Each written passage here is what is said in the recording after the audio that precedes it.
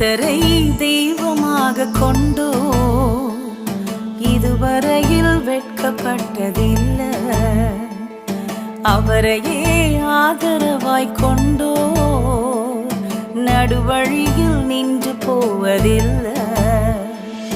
வேண்டும் போதெல்லாம் என் பதிலானாரே, வாழ்க்கை முழுவதும் என் துணையானாரே. ஜெபிக்கும் போதெல்லாம்